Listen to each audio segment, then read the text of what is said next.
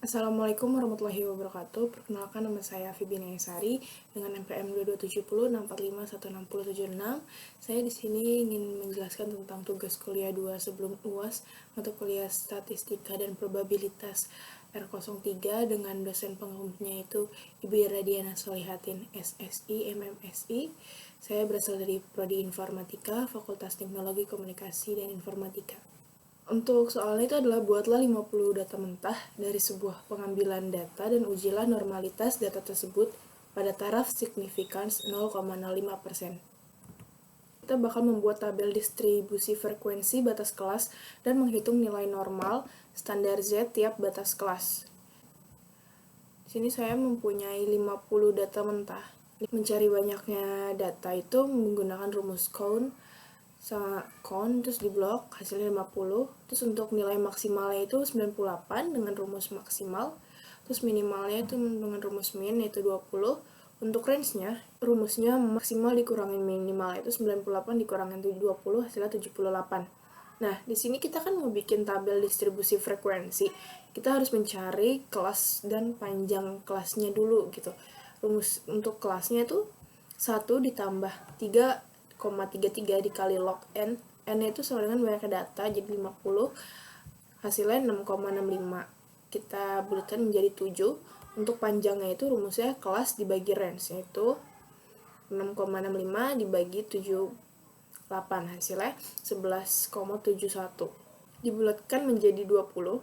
Rata-rata itu rumus manualnya 50 itu ditambah, terus dibagi dengan banyaknya data itu 50. Nah, kalau misalnya rumus Excel itu average, hasilnya 56,52. Untuk standar deviasi itu menggunakan rumus Excel stdef.s di blok semua hasilnya 24,14. Nah, di sini samping ini ada tabel yang saya bikin di Excel. Ini untuk kelasnya kan ada 7, berarti di sini ada 7 kelas, 1 sampai 7 kan. Nah, untuk panjangnya kelas 12. Jadi 18 sampai ke 29 itu ada 12 panjangnya. Nah, untuk mencari frekuensi ini, saya menggunakan rumus Excel yaitu sama dengan frekuensi, terus ini semua data yang di sini saya blok. Kayak gitu. Lalu hasilnya akan seperti ini. Lalu frekuensi di total hasilnya 50. Nah, untuk batas kelas ini ada batas bawah dan batas atas. Rumusnya itu, kalau misalnya batas bawah itu interval bawah dikurangin 0,5 yang ini. Interval bawah ini dikurangin 0,5 hasilnya 17,5. Untuk yang batas atas itu interval atas ditambah 0,5 yang ini 29 ditambah 0,5 hasilnya 29,5. Dan seterusnya seperti itu. Dan untuk nilai Z itu ada batas bawah dan batas atas juga.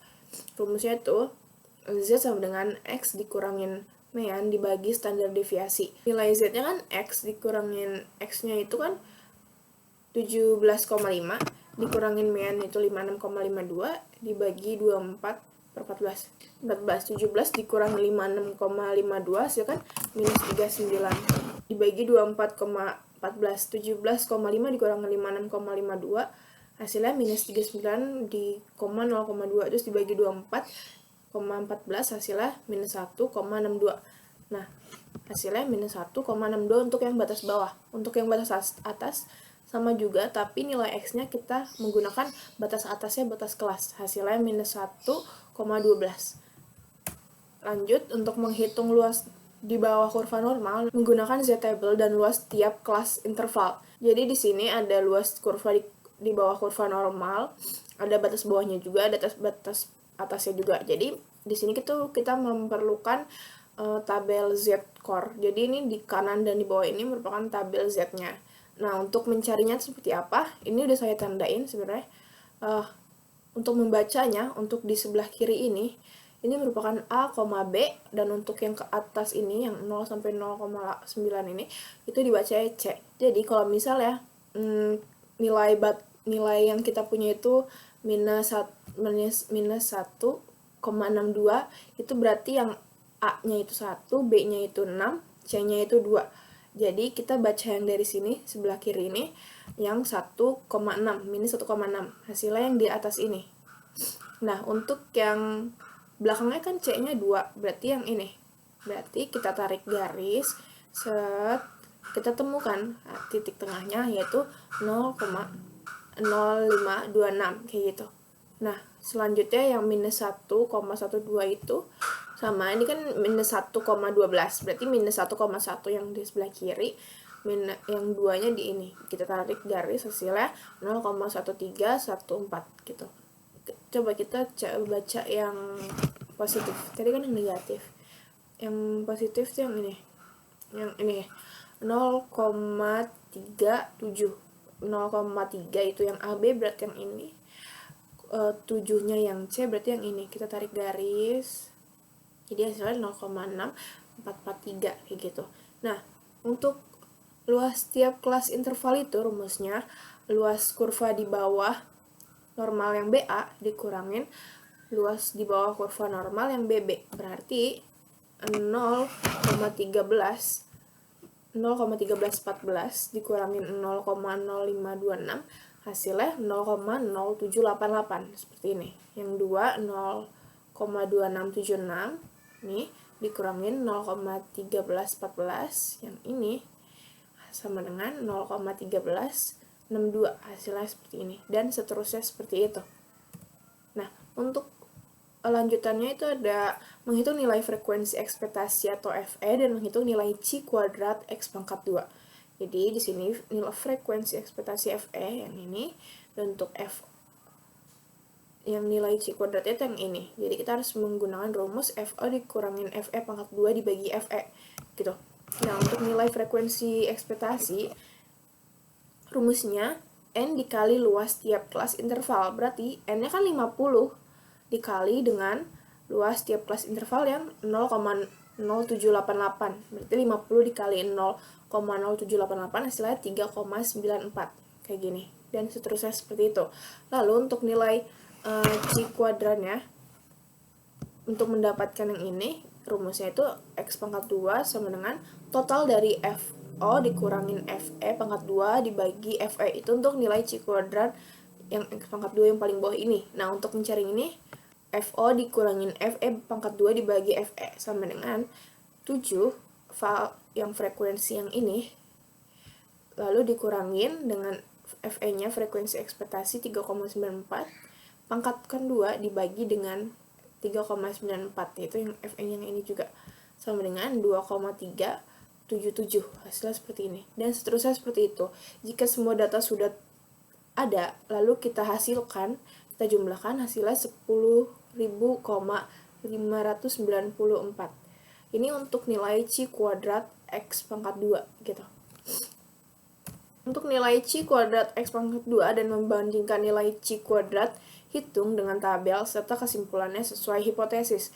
Jadi di sini untuk taraf signifikannya kan 0,05, maka X pangkat 2 tabelnya itu rumusnya X pangkat 2 A terus K dikurangin 1. K-nya itu kelas yang tadi. Nah, X pangkat 2 A-nya kan 0,05, kelasnya 7 dikurangin 1. X pangkat 2 0,05, 7 kurangin 1 itu 6. Jadi kalau misalnya jika dilihat dari tabel C kuadrat di samping yang ini, 0,056 itu hasilnya 12,59159. Bacanya sama kayak tadi juga. 0,05 kan di sini. 0,5 tuh yang di sini. Terus 6 yang di sini. Kita tarik garis, hasilnya yang ini. 12,59159. Untuk yang nilai C table ya, C kuadrat yang table. Nah, jika nilai X kuadrat hitung lebih dari sama dengan nilai X pangkat 2 table, maka HO-nya ditolak. Tapi nilai nilai X pangkat 2 hitung kurang dari nilai X pangkat 2 tabel, maka HO diterima. Hipotesisnya, HO data berdistribusi normal, H sama dengan data tidak berdistribusi normal.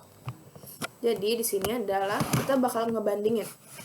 Kan kalau nilai C kuadrat hitung itu yang tadi totalnya 10.594, dan nilai C kuadrat yang tabel yang ini hasilnya 12,59159.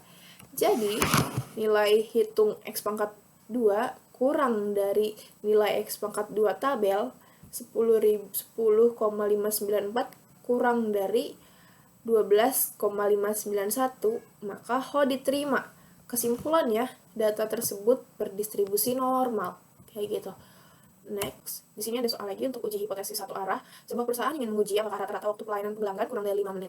Mereka mengumpulkan 50 data waktu pelanggan nilai rata-rata dan simpangan baku waktu pelanggan rata-rata 4,8 menit. Simpangan bakunya 0,6 menit. Berdasarkan data yang diperoleh, perusahaan ingin mengetahui apakah terdapat cukup bukti untuk mendukung klaim ini pada taraf signifikan 0,05%. Nah, di sini diketahui mu-nya itu 5, N-nya 50, banyak data, rata-rata 4,8, standar deviasinya 0,6, dan signifikannya 0,05 kan persen. Nah, hipotesisnya HO mu lebih dari sama dengan 5, Hi mu kurang dari 5. Taraf signifikannya itu A sama dengan 0,5. Nah, di sini kita bakal uji statis dulu. Uji statisnya tuh rumusnya Z sama dengan mian dikurangin mu dibagi standar deviasi dibagi akar N, kayak gitu. Ini kita masukin angka-angkanya, 4,8 dikurangin 5 dibagi 0,6 dibagi akar 50. Hasilnya minus 2,35. Nah, di sini kita bakal cari dulu minus 2,35 menggunakan tabel Z. Terus, nah, di sini kan daerah kritis untuk uji hipotesis satu arah pada taraf signifikan tuh 0,05 dengan uji Z adalah Z-nya minus 1,65, kayak gitu. Di sini kita bakal cari masing-masing dulu untuk menentukan apakah di dalam daerah kritis atau di luar. Nah, kan kalau daerah kritis sih minus 1,65 kan, berarti yang minus 1,6 dengan 5 itu hasilnya 0,0495. Untuk kurvanya, untuk kurva loncengnya dia ada di sini. Nah, untuk yang minus 2,35, minus 2,3 ini, yang 5-nya di sini, hasilnya 0,094. Dia titiknya di sini. Berarti, kalau misalnya dilihat dia nilai uji statisnya itu berada di daerah kritis, maka hipotesis 0 HO itu ditolak, kayak gitu. Dan untuk yang kurva ini 0,5 dikurangin 0,05 hasilnya 0,45, seperti itu. Dengan demikian dapat disimpulkan bahwa perusahaan memiliki bukti yang cukup untuk mendukung klaim bahwa rata-rata waktu pelanggan kurang dari 5 menit pada taraf signifikan 0,05%. Untuk yang kedua ini soal untuk dua arah hipotesisnya, sebuah perusahaan mengklaim bahwa rata-rata waktu pelanggan pelayanan adalah 5 menit. Seorang pengamat melakukan klaim tersebut mengumpulkan 50 data waktu pelayan, kemudian menentukan bahwa rata-ratanya itu 6,5 menit dan simpangan bakunya 1,2 menit. Ujian klaim perusahaan tersebut dengan taraf signifikan 0,05%. Nah, di sini diketahui rumusnya masih sama, tapi cuma beda di taraf signifikannya. Diketahui ini mu-nya 6, N-nya 50, M-nya 6,5, standar def-nya 1,2, dan taraf signifikannya 0,05%. Hipotesisnya mu lebih besar sama dengan 6, Hi mu kurang dari 6, kayak gitu. Taraf signifikannya A sama dengan 0,5 dibagi 2, karena dia dari dua arah, dari kiri dan dari kanan, sama dengan 0,025. Untuk mencari uji statis, Z sama dengan, rumusnya masih sama kayak tadi, M dikurangin mu dibagi standdef dibagi akar N. 6,5 dikurangin 6 dibagi 1,2 dibagi akar 50, hasilnya 2,94. Nah, di sini ada foto kurva loncengnya.